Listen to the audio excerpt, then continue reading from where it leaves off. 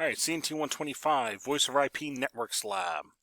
I have downloaded a copy of the lab here. I'm going to take a look at that and get my game plan together before I connect anything or configure anything. So first thing I'm going to do is I want to kind of skim through the whole lab, see what we need to do. Once we do that, we do need to do a little prep. We need to look at the network map, and we're going to need to do a little bit of subnetting to allocate IP addresses for this network. So let's take a look at what we're going to need to do. So I'm going to scroll down to the second page here. We are going to use our router, connect to our switch, and put a couple IP phones in here.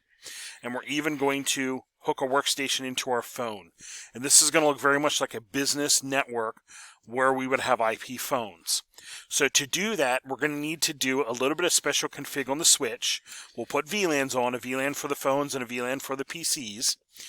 But we're going to need to configure that kind of sneakily, that the switch understands that both these devices will be on the same port here. So we're actually going to stack those two VLANs on top of each other. We're then going to configure our router to recognize those VLANs, VLAN 10, VLAN 20 kind of thing. And then we will add the phone call processing configuration to the router so it understands what to do with these phones.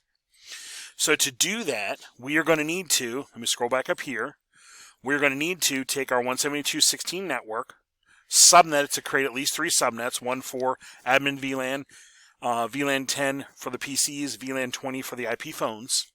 So we will need at least 3 subnets for that and IP addresses in there to make it work.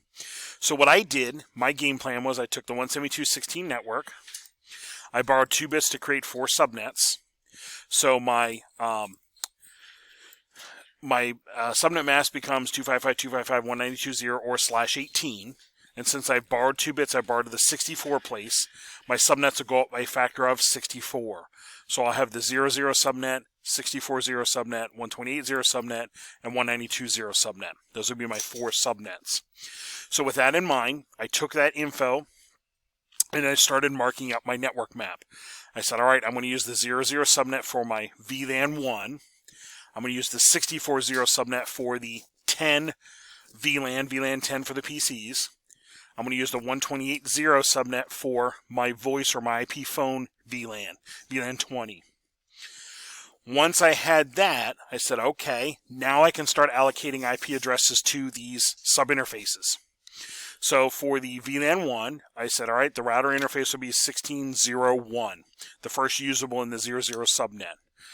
And if I look down here a little lower, my switch is going to be in that same VLAN 1, so I'm going to allocate it 172.16.2. If I look down here a little bit further, I'm eventually going to hook a PC into the switch where it's going to do some wire sharking, it's going to do some monitoring. Well, that PC is going to be also part of VLAN 1, so I allocated him 172.16.0.10. I just kind of made him a couple IP addresses higher.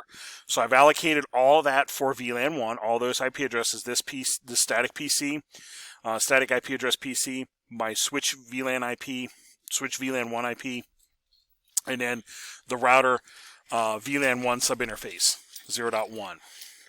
Moving on to the 10 VLAN, I put all my info here and I drew an arrow up so you knew what I was thinking.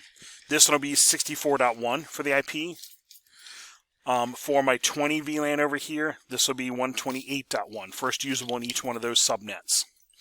Now, since we're going to be dealing with IP phones and workstations like I would have in a business, I also need DHCP config. So this second bubble here and second bubble here is the information we need to configure the DHCP scope on the router. So what I did here was start writing out the information I need to configure DHCP. So one of the first things I need to indicate is the network, basically the network of addresses that's going to hand out. So for this VLAN, it's going to be the 64.0 network with that subnet mask. I also need to tell it, hey, the router interface, the default route, 64.1, because that'll be the address of that subinterface. I need to DNS 8888. And I need a special address in here called option 150 IP. This is the IP address of basically the phone server or the device that's going to process phone calls. In this case, it's going to be on the 20 voice VLAN. That's where I'm going to put my phone configuration. So I'm going to point anything on this PC VLAN, hey, if you need phone config, go over there. That's where the phone server is. So it's basically there in case there's anything on that network, maybe a soft phone on a laptop or something like that. Go over there. It kind of points it over there. Go over there to get your phone configuration. The last thing I need is I'm going to exclude a handful of addresses. I'm going to hold a couple of addresses back that the DHCP server is not going to hand out. So I'm going to hold back 64.1 up to 64.10. So I'm basically holding back the first 10 IP addresses so they don't get handed out. That's called the excluded or reserved range, if you will.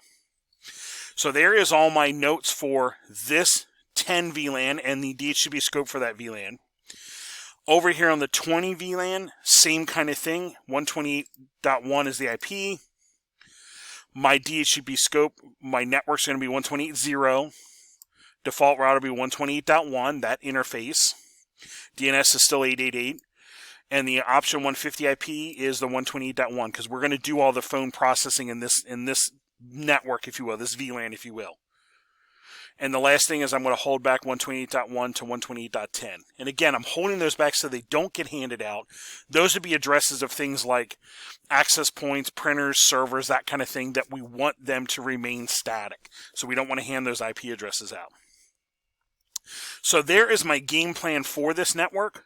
I put all my notes on here, and actually for this lab, I printed this page out once I marked it up, so I had it handy for my configuration. So there's my planning for my Voice over IP network lab. We'll come back in the next podcast and start configuring the basics on our switch.